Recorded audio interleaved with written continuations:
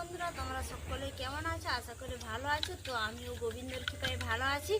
তো এখন চা খেতে শুরু করব। তো এই যে এরা এরা হরলিক্স খাবে, আর আমার 1 কাপ চায়ে হয়নি, আমার 2 কাপ চায়ের দরকার। আমি 2 কাপ চা খাবো। তো বন্ধুরা, তোমরা যদি কেউ চা খেতে চাও তো চলে এসো, ঠিক আছে? আর ভিডিওটি ভালো লাগলে কমেন্ট করে জানাবে।